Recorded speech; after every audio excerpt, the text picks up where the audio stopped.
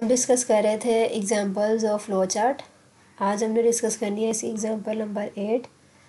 Example number 8 क्या है? To display the larger one out of the 3 given unequal numbers.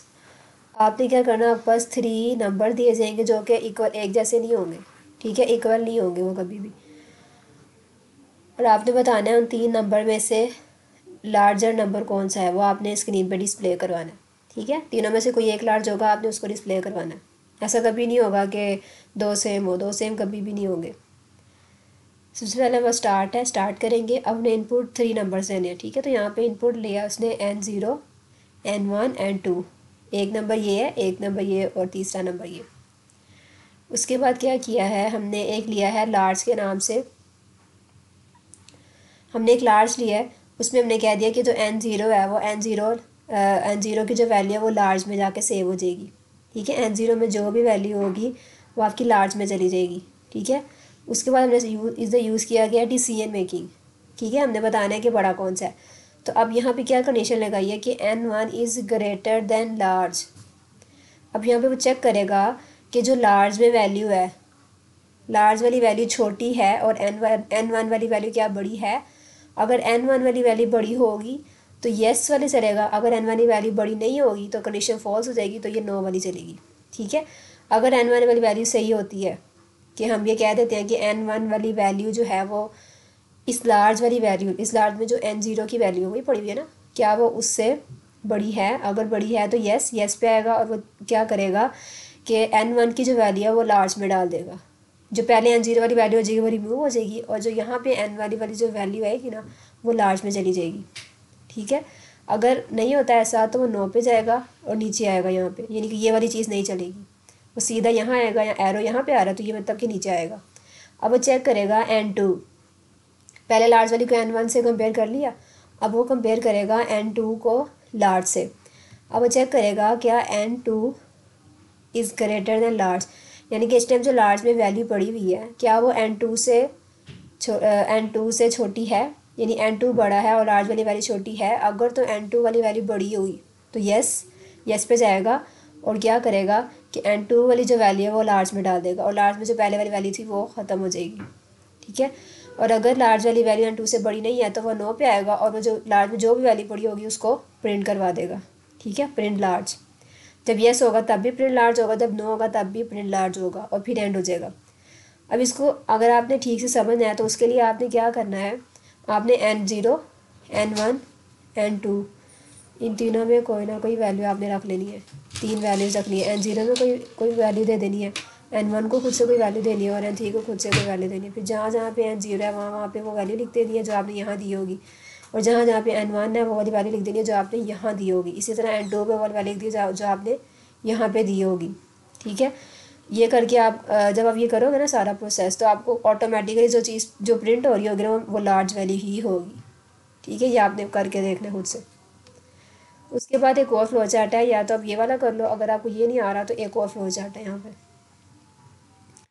इस flow chart में क्या किया गया, पहले स्टार्ट किया, इनपुट नंबर लिए उसने ABC। ठीक है, कोई भी ले लो, N0 N1 ले लो या फिर ABC कुछ भी, 3 नंबर ले लिया। अब यहाँ पे उसने क्या किया है, नेक्स्ट पे कंडीशन लगाई ये वाली, सबसे पहले ये वाली लगी है। अब वो कह रहा है कि A is greater than B, यानी कि A वाली वैल्यू बड़ी है B से। अगर A वाली वैल्यू बड़ी होगी तो यस, अगर B वाली वैल्यू बड़ी होगी तो इसका मतलब है नो, यानी कंडीशन फॉल्स हो जाएगी तो नो की तरफ जाएगा।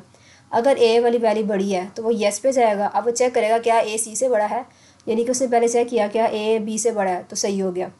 तो वो चेक करेगा क्या A C से बड़ा है, अगर इधर से भी बड़ा हो गया, ट्रू हो गया, तो प्रिंट कर आउटपुट में क्या करेगा, A को शो करा देगा, यानी कि A वाली वैल्यू हमारे पास दोनों से बड़ी है।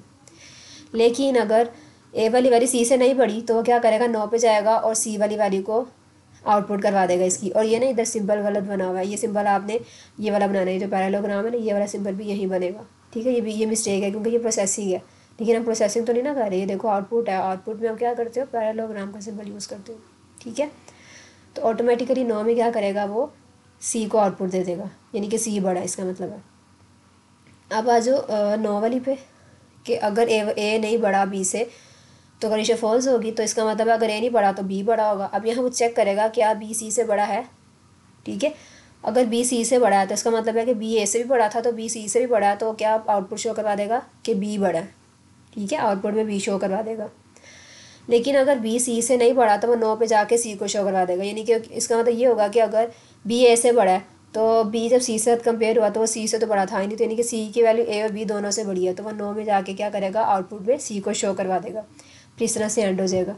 ठीक है, अभी देखो ये वाली आउटपुट भी एंड की तरफ जा रही है, ये वाली आउटपुट एंड की तरफ जा रही है, ये वाली आउटपुट भी एंड की तरफ जा रही है। क्यों जा रही है? क्योंकि मैंने आपको पहले भी बताया था कि हम फ्लो चार्ट में एंड वाला जो ये जो सिंबल और एंड, ये हम सिर्फ एक ही दफ़ा यूज़ करते हैं। इसको आपने ऐसे नहीं करना कि इसका अलग एंड बना दो, इसका अलग एंड बना दो या इसका अलग एंड बना दो, वो चीज़ गलत होगी। ठीक है, तो आपने एक फ्लो चार्ट एक ही एंड यूज़ करना है, तो यानी कि या तो ये चलेगा, ये चलेगा, ये चलेगा, ये आपने देख लिया, तो आपने तीनों को इकट्ठा एक एरो के साथ मिला देना, एक ही एंड के साथ। ठीक है, यहाँ भी आप वैल्यूज़ डाल के देख लेना, आपको पता चल जाएगा कि ये फ्लो चार्ट कैसे वर्क कर रहा है। उसके बाद नेक्स्ट है हमारे पास to assign grade to a subject based on total marks and obtain marks. आपने क्या करना है, एक सब्जेक्ट के मार्क्स हैं, आपने उसका क्या आपने उसका ग्रेड बताना है। उसको जितने मार्क्स हैं आपने उसका ग्रेड बताना है। अब ग्रेड कैसे निकलेगा, आपने क्या करना है, उसने यहाँ बता दिया कि आपने किस बेस पे निकालना है। आपने फार्मूला निकालना है, आपने जो हमारे पास मार्क्स हैं वो लेंगे, फिर टोटल मार्क्स। अब यहाँ हमारे पास क्या होगा, एक सब्जेक्ट मार्क्स है और एक टोटल मार्क्स है। ठीक है, आपने ये मार्क्स लेने हैं। अच्छा, अब उसके बाद स्टार्ट है। अब इन पर में दो चीज़ें आ गई, एक जो उसने मार्क्स लिए वो ऑब्टेन मार्क्स, और एक वो मार्क्स जिससे हमने उसको डिवाइड करना है, टोटल मार्क्स। जैसे हम परसेंटेज निकालते हैं ना कि जितने मार्क्स आते हैं उसको हम डिवाइड करते हैं टोटल से और मल्टीप्लाई करते हैं 100 से, ये जो फॉर्मूला लगाया हुआ है। ठीक है, ये आपको भी पता होगा, ये परसेंटेज का फॉर्मूला है। तो इसलिए हमने ये इनपुट लिया कि उसके मार्क्स कितने हैं वो और टोटल मार्क्स कितने थे सब्जेक्ट में वो। ठीक है, और उसको मल्टीप्लाई कर दिया 100 से, इसलिए हमने ये दो चीज़ें इनपुट ली हैं। आगे प्रोसेसिंग कर दी फॉर्मूला लगा के, देन हमने लगाई है कंडीशन।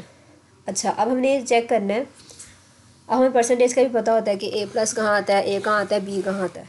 ठीक है, अब यहाँ पे कंडीशन लगाई है कि अगर परसेंटेज इक्वल टू परसेंटेज कर दिया। ठीक है, अगर परसेंटेज 80 से ज़्यादा परसेंटेज आती है तो कंडीशन ट्रू हो जाएगी, तो हम कह देंगे जो ग्रेड है वो क्या है, ए प्लस है। ठीक है, यहाँ पे ग्रेड शो नहीं करवा रहे हम, यहाँ पे ये सिर्फ हम प्रोसेसिंग का सिंबल यूज़ कर रहे हैं। ठीक है, अभी इसको शो नहीं करवाया। उसके बाद अगर 80 से अबव नहीं है, ठीक है, तो मतलब 80 से कम होगा तो 9 पे आ जाएगा, कंडीशन फॉल्स होगी, नीचे आएगा। अब वो यहाँ चेक करेगा क्या 70 से बड़ा है। अगर 70 से बड़ा हुआ तो येस वाली भी क्या करेगा, ग्रेड इज इक्वल टू ए कर देगा। ठीक है, अगर 70 से भी नहीं बड़ा तो यानी कि 70 से छोटा होगा तो 9 पे जाएगा, फिर नीचे आएगा। अब यहाँ चेक करेगा क्या परसेंटेज ग्रेटर देन है 60 से, यानी कि 60 से बड़ा आ रहा है। अगर 70 से छोटा था तो यानी कि 60 से बड़ा होगा। अगर 60 से बड़ा आ रहा है तो क्या होगा, येस में जाएगा और grade is equal to B, यानी कि जो ग्रेड है वो बस बी होगा। लेकिन अगर 60 से बड़ा भी नहीं है तो यानी कि 60 से छोटा है, फिर वो जाएगा 9 पे, फिर नीचे आ जाएगा। फिर नीचे आके चेक करेगा कि आप 50 से बड़ा है, अब वो चेक करेगा कि 50 से बड़ी परसेंटेज है। अगर येस है तो ग्रेड सी शो करवा देगा, अगर 50 से भी बड़ा नहीं है तो यानी कि 50 से छोटा होगा तो फिर 9 पे आ जाएगा नीचे। जब वो नीचे आएगा तो चेक करेगा कि परसेंटेज इज़ 40 से बड़ा है। अगर 40 से बड़ी परसेंटेज है तो मतलब ग्रेड क्या शो करवाएगा, डी शो करवाएगा। लेकिन अगर 40 से बड़ी नहीं है तो 40 से छोटी होगी, ज़ाहिर है। फिर वो नीचे आएगा 9 पे, फिर वो चेक करेगा क्या 33% से ग्रेटर है। अगर 33% से ग्रेटर है तो वो क्या करेगा, ग्रेड ई शो करवा देगा। अगर 33 से भी अबव नहीं है तो ऑटोमेटिकली 9 पे जाएगा, और ज़ाहिर है अगर वो कुछ भी नहीं है तो क्या होगा, फेल होगा। तो ग्रेड क्या आ गया हमारे पास, एफ़ आ गया। और उसके बाद हमने ग्रेड को प्रिंट करवा दिया। अब यहाँ भी देखो, यहाँ भी जितनी भी काम हुए हैं इन सब का इन्होंने क्या किया है, एरो के साथ सारा सब लाइंस लगा के इसको यहाँ इसके साथ कनेक्ट कर दिया कि जो भी चलेगी इसमें से, स्टेटमेंट चलनी तो एक ही है, जो भी चलेगी वो क्या करेगी, वो इस एक ही प्रिंट ग्रेड के पास ग्रेड को प्रिंट करवा देगी। जैसे मैं आपको एग्जांपल देती हूँ कि अगर हमारे पास परसेंटेज आती है 75%। ठीक है, 75% आ गया। अब यहाँ पे आओ, अब यहाँ चेक करो क्या 75 इज़ ग्रेटर दैन 80, यस होगा, नो होगा। ज़ाहिर है 75 छोटा है, 80 बड़ा है, तो ये तो गलत हो गया, 9 पे आएगा, नीचे आएगा। अब यहाँ चेक करेगा क्या 75 इज़ ग्रेटर दैन 70, तो ये ट्रू है, 75 बड़ा है 70 से, ट्रू हो गया, येस पे जाएगा, ग्रेड ए शो करवाएगा, ग्रेड ए हो गया, नीचे आओ, इस लाइन से नीचे आएगा, फिर यहाँ पे जाएगा और फिर यहाँ पे, अब वो यहाँ पे क्या करेगा, प्रिंट ग्रेड, और नीचे उसके बाद वो क्या कर देगा, उसका एंड कर देगा। ठीक है, समझ में आया कि चलेगी मेरे हमेशा हमारे पास एक ही कंडीशन चलेगी। अगर कोई ऐसे नहीं हो रही तो no no no no no पे आते वो यहाँ पे आ जाएगा और डायरेक्ट ही फिर उसका प्रिंट हो जाएगा जो भी होगी परसेंटेज। ठीक है, उसके बाद एंड हो जाएगा। ठीक है, ये बड़ा फ्लोचार्ट ज़रूर है लेकिन ये बहुत इंटरेस्टेड है। ठीक है, आपने इसमें इंटरेस्ट लेके इसको करोगे तो ये बहुत ज़्यादा आसान है बाकी फ्लोचार्ट से। नेक्स्ट भी हमारा कुछ ऐसा ही है। आपने क्या करना है इस फ्लोचार्ट में, स्टेटमेंट है इसकी, to determine name of a week day from a given number. आपने बताना है कि कौन सा दिन है, उसका नाम आपने बताना है नंबर के साथ। Where week days are assume from Monday to Sunday, यानी कि वीक डे आपके स्टार्ट होंगे मंडे से संडे तक जाएंगे, संडे से मंडे नहीं, मंडे से संडे जाएंगे, लिखा भी हुआ यहाँ पे। And their respective number is 1 to 7, यानी कि इनका मतलब है कि अगर 1 यूज़र एंटर करता है तो मंडे शो करवाए, 2 एंटर करता है तो ट्यूसडे, 3 एंटर करता है तो Wednesday, and up to so on, यानी कि अगर 7 एंटर करेगा तो क्या करेगा, संडे। यानी कि नंबर के लिहाज से रिस्पेक्टिव उसने वीक डे शो करवाना है। ठीक है, अब इसका फ्लो चार्ट क्या होगा, हमारे पास इनपुट हम क्या लेंगे, एक नंबर लेंगे।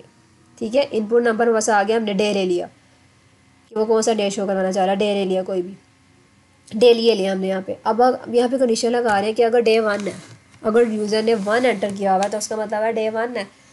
अगर डे 1 होगा तो यस पे जाके क्या करेगा, प्रिंट मंडे। अब यहाँ पे डायरेक्ट ही प्रिंट करवा रहा है वो। ठीक है, आगे नहीं लेकर जा रहा प्रोसेसिंग, ये सिंपल डायरेक्ट ही प्रिंट करवा रहा है। लेकिन अगर डे 1 नहीं है तो वो नो पे आएगा।